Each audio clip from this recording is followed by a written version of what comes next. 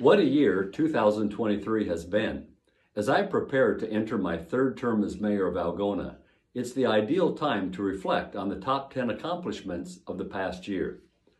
Thank you to our elected officials, board and commission members, city staff, and citizens who work together to support this wonderful community that we call home. Number 10 is the response to the emerald ash borer. Last spring, the city began a large-scale ash tree removal project to mitigate the emerald ash borer, or EAB. This destructive and highly invasive insect was confirmed in Kossuth County, which led to the removal of 100 ash trees from right-of-ways and public areas. In addition, the EAB treatment program was established for residents, and funds were increased for the residential tree program to assist with the costs of treating and planting new trees. Number 9, facilities updates. This was a big year for improving old spaces and creating new ones. Teets Park Shelter House opened for rentals in January. We continued work on the federally mandated wastewater treatment plant project and will approve the final designs for the new facility this winter. The wastewater project will go to bid this year, and construction will begin later in 2024. In October, the city purchased the former Motor Inn property, which will become the new home for the city's street department. Number 8 is economic development. We've welcomed several new businesses to our community in 2023. Some of those include Family Dollar, Dollar Tree, Scooter's Coffee, the Men's Grooming Lounge, and Jerry's Barbershop. We're excited about the new Grand Stay Hotel, which will open in early 2024. The city offers a small business revolving loan fund to assist new and expanding businesses. In 2023, this program provided loan funds to Top Dog Brewing, Cultivate Family Boutique, and the Feed Mill Coffee Company. Last fall, the City of Algona, in conjunction with the Algona Area Economic Development Corporation, created the Algona Advantage Program, which is a forgivable loan program for qualifying businesses. Number 70, community improvements. Our community shined a little brighter during the holiday season with the addition of new LED streetlight decorations purchased jointly by the City of Algona, Algona Municipal Utilities, and a donation from the Algona Area Chamber of Commerce. 60 new lights were purchased for 2022, and 30 more were added this year. Last summer, we heard many compliments regarding the flower baskets downtown. Thank you to those who sponsored the baskets and to Glenn's Green Thumb for maintaining them. Other community improvements included several park updates and the addition of a new Algona sign designed by the 2022-23 Leadership Algona class, which is on the corner of Jones and State Street. Number 6, EMS transition. In July of 2023, the Algona Emergency Medical Services, or EMS, transitioned from city to county ownership. Kossuth County is one of 5 counties in the state of Iowa to approve a tax levy to fund EMS that will provide a sustainable funding source for a county-wide EMS system. So thank you to the EMS Advisory Board, EMS staff, volunteers, and all who are a part of this successful transition. Number 5, the airport project. Algona Municipal Airport is in the midst of a multi-phase project related to the runway. Dirt work occurred this fall, and the project permanently closed a section of gravel road, 100th Avenue. The next phase of the project, the runway construction, will go to bid in the spring of 2024. This will reposition the runway to the southeast and close a portion of the runway in the northwest. A turnaround will be installed at the north end of the runway for improved safety with new lighting added. The City of Algona received a grant from the FAA, the Federal Aviation Administration, for approximately 90% of the project costs. Number 4, leadership and staff. We are in a unique time in which recurring volunteers, seasonal staff, and even long-term staff can be a challenge.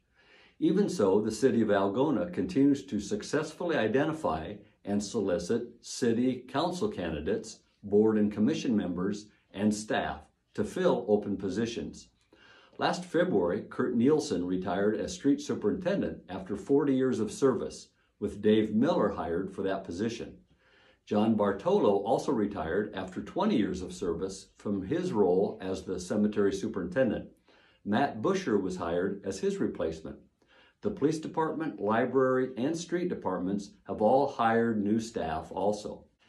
The Algona Aquatic Center brought on a large crew of lifeguards and other summer staff at the pool, and summer recreation activities were also fully staffed. In March, Recreation Manager Nick Deers was honored with the Chamber of Commerce Congeniality Award.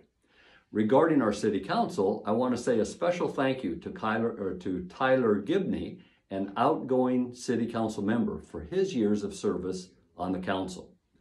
In 2024, we welcomed 2 new council members, Kathy Deersch and Jessica Grono. Thank you to the many people who are making a difference by serving our community in staff or leadership roles. Number 3, Central Park redevelopment. In 2022, we celebrated a successful community campaign that raised funds for Central Park. Last May, we hosted a groundbreaking ceremony for the Splash Pad project. The skate park was completed this summer, and a regional skating event was held in the park in August. Work continued on the perimeter walking loop and sidewalks within the park, as well as groundwork related to the splash pad. We're excited to see the progress that 2024 brings to this remarkable park project. Number 2 is the 3-year street improvement plan.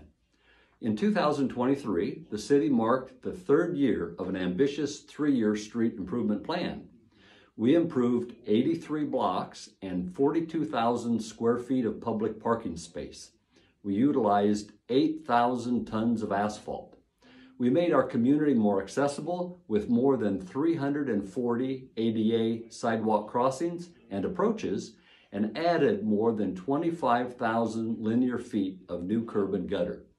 This also included reconstruction projects on Finn and Wooster Streets, as well as significant mill and overlay work on Elm Street, Durant Street, the Smith Street parking area, and the parking lot improvements at the Algona Public Library. Thank you for your patience as we completed this work. I know we all enjoy the improved streets, sidewalks, and parking areas that are a result of this 3-year plan. And number 1, resiliency of Algona's law enforcement. Lastly, our community was shaken by the loss of Algona police officer Kevin Cram, who was killed in the line of duty on September 13, 2023. Officer Cram was a kind and committed officer who joined our police force in 2015 after previously serving as a reserve officer. He's a homegrown hero who has served this community proudly and with integrity, and he continues to be missed by all who knew him. Following this terrible event, thousands of people from near and far reached out to the Cram family and the Algona Police Department to offer their support. Our local law enforcement team is a resilient group, and I appreciate the way in which they continue to support each other through this difficult time. We're fortunate to add some new faces to the police department in 2023. Officers Drew Strom, Jared Littlejohn, and Jason Broad. Last fall, the department also added a class of police reserves. So in conclusion, 2023 was a busy year, and I'm so proud of all the progressive things happening in our community. As we look ahead to the new year, I'm thankful for the creative and cooperative spirit that continues to prevail in Algona. Together we can, together we will, and together we are creating an amazing community now and for the future.